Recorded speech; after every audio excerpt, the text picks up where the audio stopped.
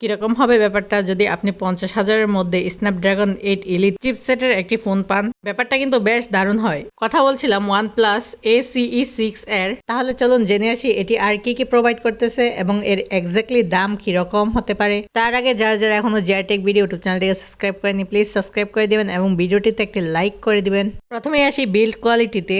Glass front অ্যালুমিনিয়ামের frame এবং back পার্টেও glass use করা হয়েছে। আর এর ওয়েট হচ্ছে মাত্র 213 গ্রাম। এখন নিশ্চয়ই আপনাদের প্রশ্ন, আমি এইখানে 213 গ্রামকে মাত্র কেন বললাম? তাহলে জেনে রাখুন এর মধ্যে থাকছে 7800 mAh এর একটি বড়সড় ব্যাটারি। এত বড় ব্যাটারি দেওয়া সত্ত্বেও যে এর ওয়েট এতটা কম হয়েছে, কম বলবো না, তারপরেও এটা বেশ দারুণ। এবং এই বড়সড় ব্যাটারিকে চার্জ করার জন্য থাকছে 120 ওয়াটের ফাস্ট চার্জার।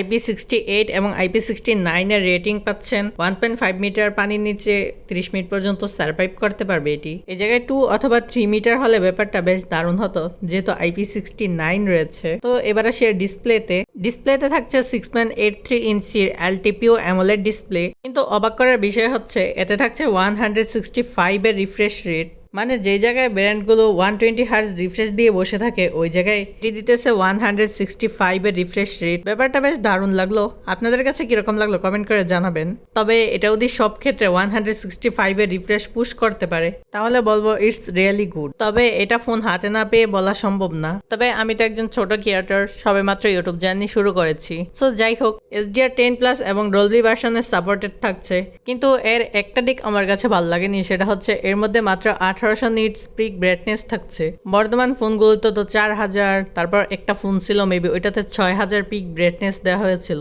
তবে এই ফোনটার ক্ষেত্রে হাতে না পেয়ে তো কোনো কিছু বলা যাচ্ছে না যে এটার কিরকম পিক ব্রাইটনেস দিতে পারে আউটডোরে। স্ক্রিন টু বডি রেশিও 90.1%, যা 90% বলা যায়। আর মেবি ডিসপ্লেটা 1.5K রেজুলেশনের, but I am not sure. ডিসপ্লেকে প্রোটেকশন করছে ক্রিস্টাল শিল্ড গ্লাস। অ্যান্ড্রয়েড 16 এবং সফটওয়্যার কালারওয়েজ 16 রান করছে। আর চিপসেট তো আগেই বলেছি স্ন্যাপড্রাগন 8 ইলিট থাকতেছে। জিপিইউতে থাকছে Adreno 830। 12GB র্যাম এর সাথে 256GB 512GB রোম পাচ্ছেন এবং 16GB র্যাম এর সাথে 256GB 512GB 1TB পর্যন্ত রোম পাচ্ছেন এবং স্টোরেজ টাইপ UFS 4.1।